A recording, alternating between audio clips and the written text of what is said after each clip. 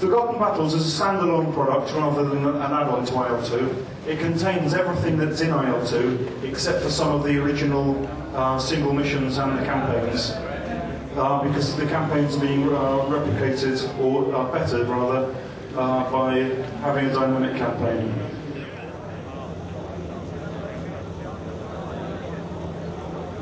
This is just to show it's specific.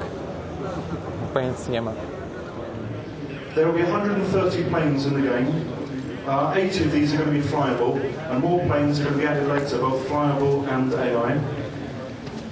The game includes a new dynamic campaign system that will bring some of the elements of the best current online wars, such as VEF and so on, into the offline. These include individual player skins, they include player profiles, statistics tracking and so on for your pilots in your squadron, moving front lines and many other things that haven't been seen in the flight simulator before. So the basic ground war is going to be an important part of Forgotten Battles. It's really good. Superb.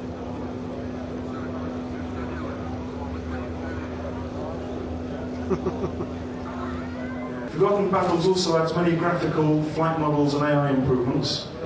These are going to be optional, so a beginner doesn't have to fly with the most complicated engine management out there, but the more advanced pilot can.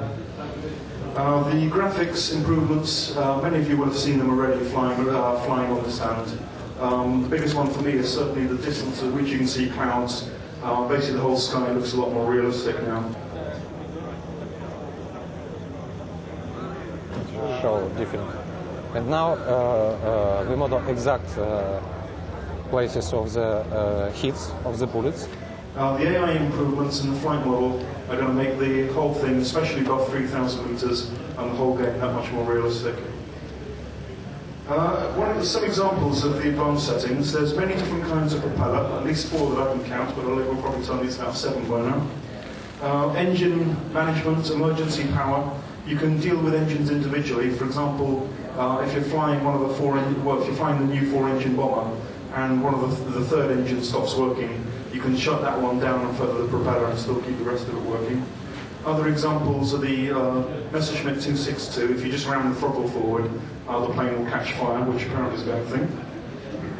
And if you fly the Chaika or the Hurricane and so on, because the carburetor is gravity fed, if you push the throttle forward, your engine doesn't get any petrol, and that doesn't fly too good either.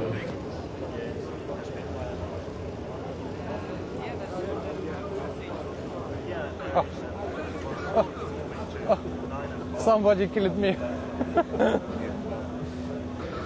There will be 5 more multi-crewed aircraft, 2 Stukas, a new dive bomber, and the Stuka tank buster. There will be 2 Heinkels, an early version and the later torpedo-carrying version that also carries big bombs, and the TB3 heavy bomber, which flies very, very slowly. There are 3 new maps, the Gulf of Finland, which comprises Estonia, large parts of Russia, Finland, and the cities of Leningrad and Helsinki in great detail. Also northern Hungary, which also comprises tiny bits of the Ukraine, Austria, Slovakia and so on. And eastern Poland, which should be good for 1939, also for the Operation Barbarossa and for Operation Bagration in 1944. So plenty of scope there. You've seen some of the new maps being flown today. And they're a big improvement over what we have. I think IL-2 is the demo for Forgotten Battles. Good answer.